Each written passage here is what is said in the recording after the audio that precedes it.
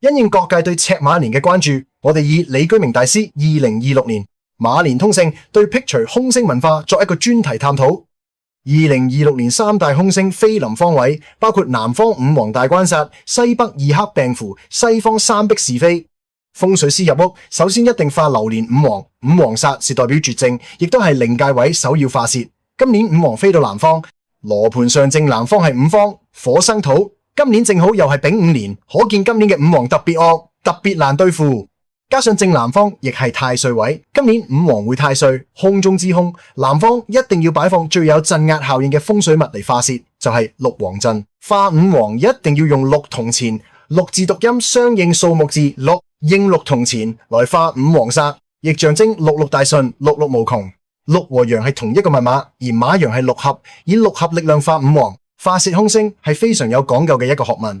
六黃陣嘅千歲六係企喺一架鹿車上面，由兩個大菜頭同埋兩個大銅錢組成。大銅錢除咗代表財之外，圓形嘅銅錢係化五黃煞最重要嘅圖騰，又形如大金剛輪，上面刻滿金色八福輪，寓意轉動法輪，破除一切障阻。大菜頭寓意彩頭，代表招大財。二黑病符亦係大家最怕嘅凶星，一切惡運疾病及痛症，甚至皮膚病，皆源自二黑病符。係風水師一定為客人化泄嘅大凶星。2026年二黑病符飛入西北乾位，此方不但係男主人嘅方位，仲影響家庭成員嘅肺功能同埋腸功能，容易出問題。家家戶戶都要小心今年嘅大病符。西北擺一物化泄，稱為葫蘆霸。葫蘆霸好有霸氣，唔係一個葫蘆，係一個葫蘆陣，一個大嘅金葫蘆，上有8個葫蘆，象徵8銅錢。以28合十化泄二黑病符，乃風水化二黑技法。點解葫蘆能化病？葫蘆嘅身軀呈 S 型係宇宙吉祥符號，曲折有情，象徵陰陽和合，五大調和。一切病符都係陰陽不調而引起。葫蘆上刻有仙草，代表天醫藥。李居明大師設計每一件風水物都內藏中國古文化智慧，每一細節都非常講究，全部喺每年出版嘅通勝詳細記載。跟住講到人人最怕、最麻煩嘅三碧是非星。人人都怕謠言誹謗，嚴重者有觀眾牢獄之災，甚至有盜賊入屋失竊，俾人騙失財，又係與三碧星有關。今年三碧是非星飛到大廳嘅西方，三碧飛入西方，影響西南、西北男女宅主，亦都受牽連。如唔用火燒去，便會帶嚟無窮是非及官非。喺西方放一具有超強風火能源嘅風火輪。三碧星屬木，必須以烈火焚木化之。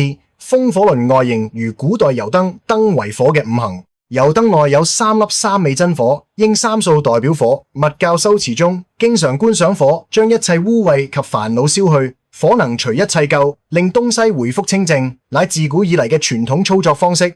李居明大師馬年通勝詳細記載每一個方位嘅飛星資料，如何通過先辟除後增益嘅技法，為自己家居風水佈局，亦詳盡講解背後嘅中國古文化智慧。今個星期日1月25號係踏入馬年之前一個非常重要嘅日子，辟除凶星日。特別邀請李居明大師坐鎮新光黃埔吉祥居，為大家加持化三碧、泄五黃二黑嘅風水物，先辟除後增益，係風水佈陣增旺家運嘅秘訣，阻擋財運嘅辟除法。